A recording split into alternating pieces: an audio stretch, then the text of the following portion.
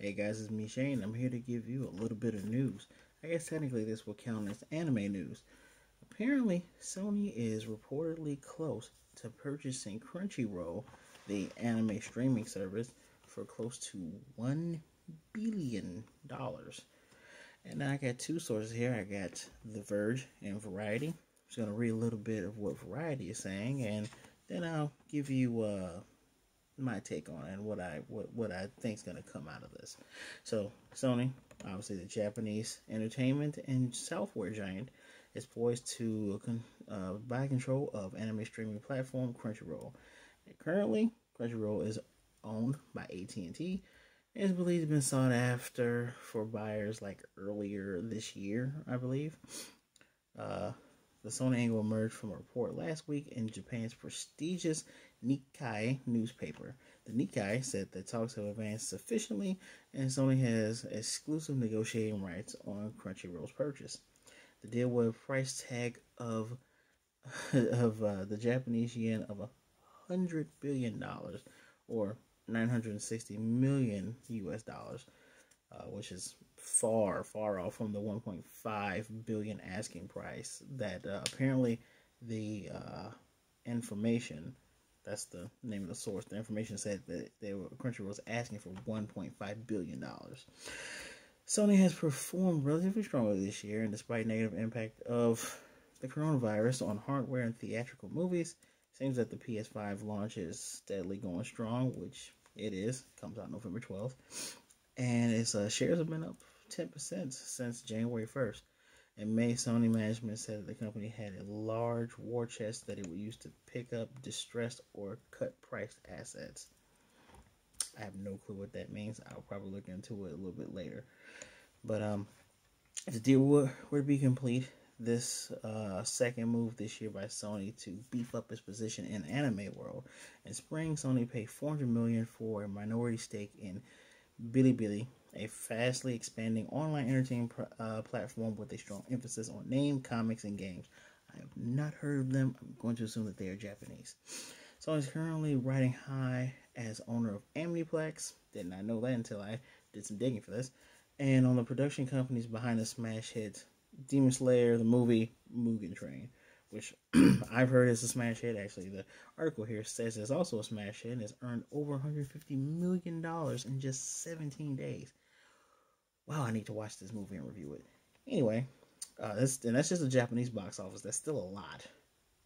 Anyway, the success also highlights Sony's position as the only Hollywood studio consortium without its own global generalist streaming platform.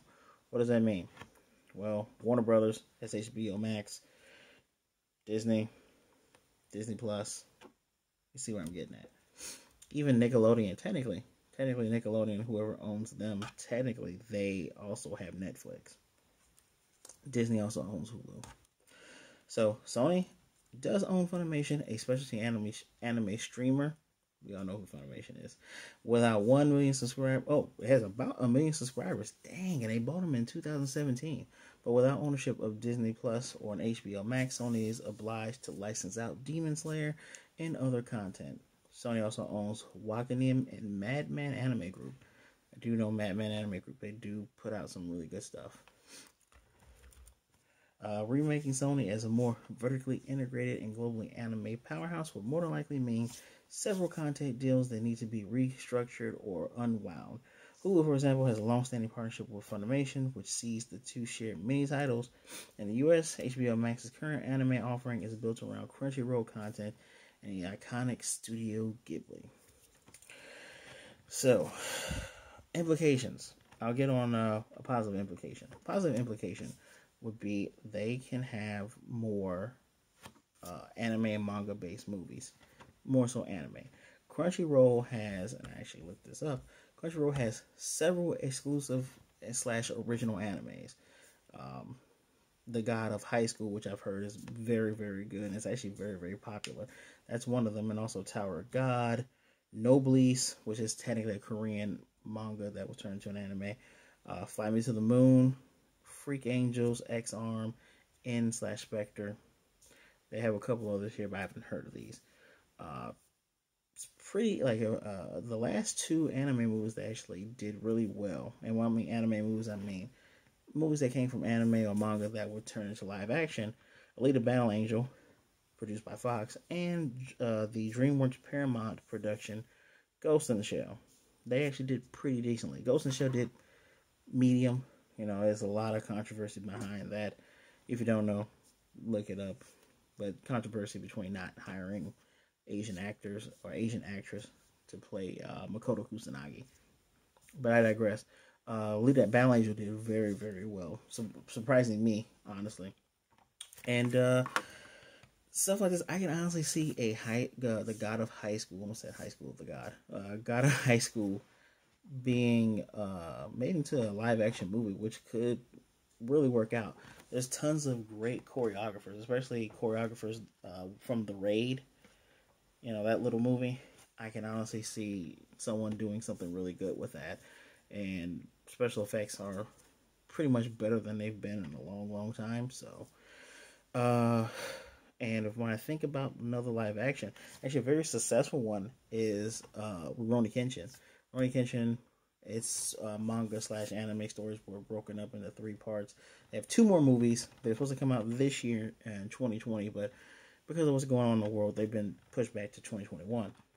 The Rurouni Kenshin movie is actually starring Takeru Sato, who started off getting his acting chops, and Kamen Rider Den-O, widely received as one of the best Kamen Rider series, especially the Heisei era,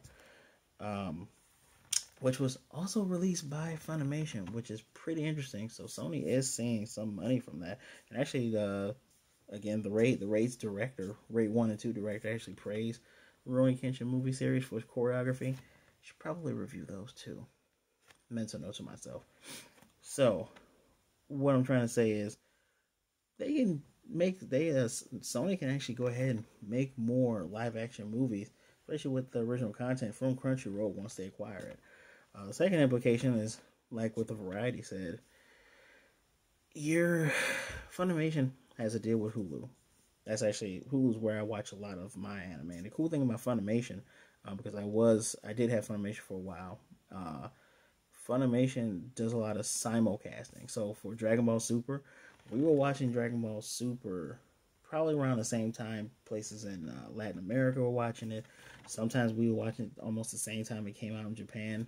That was like one or two times, but simulcasting is amazing. And what Hulu does now is it's kind of a simulcast. So when Yashahime comes out, about 12 hours later for Yashahime, you're able to watch it again. For once Digimon's done in Japan, that thing is gone out on Hulu in about 2 hours after that. 2 to 3 hours after that. It's pretty much a pretty great marvel in my opinion. Now, my fear for this implication is that once they get Crunchyroll, are they going to merge Crunchyroll and Funimation together? And is it gonna kind of be like the Disney Plus, Hulu, and ESPN Sports package, where you can get them both here, but for the time being, you know, before we decide to consolidate everything and turn everything either into Funimation or turn everything into Crunchyroll or make a new thing that has both of them, I'm gonna assume they're gonna just either probably merge the two, because it looks like Sony is really trying to spread its global appeal, because anime is a global thing. I really hope this doesn't mean that things that we have on Netflix and Hulu that come from Funimation or that come from Crunchyroll are taken off and it's an exclusive to those sites. I hope that doesn't happen. That's kind of the issues with HBO Max. I want to watch some of the stuff on there, but I don't have the incentive or the want and the need to go ahead and purchase it. I'm perfectly fine with actually hearing and seeing other people's reviews for those shows. Now, for Disney Plus, yeah, that's a thing I want. Yeah, Marvel fanboy, blah blah blah. But they have other things on there, Disney shows, stuff I haven't seen since I was a kid that I'm actually interested in. And I have to say, probably the number 2 place that has stuff I'm interested in is Hulu with their anime selection. So I'm actually consciously wondering what's going to happen with this. I'm a little bit excited, like I said earlier, for the movie standpoints of it, but I'll be a little bit cautiously optimistic. Don't want to get too far happy with this, and I have been pretty rough on Sony, but this is actually a pretty big deal and actually a pretty decent move on their part. So tell me, what do you guys think? Do you think this is a decent move? I mean, they already have Funimation, they have all these other things. Do they need another source? Yeah, let me know down below. Oh, and let me know, are you subscribed to any anime places like Funimation or Crunchyroll? Or you're like me and you get your anime from Netflix, which Netflix now has exclusive animes, which were things that used to be shown everywhere, but now they got those rights to it. So are you happy with some of these places having exclusive shows that you can watch, or are you more or less hoping that more things can just be widespread? Personally, I get it, but what can you do? So, guys, thank you for watching. Please remember to like, comment, subscribe, hit the little notification bell to get notified of more videos like this. Videos every Thursday. We got reviews on Saturdays and Sundays. Might be expanding my reviews a bit, but I'm going to keep that one under wraps until I get to it.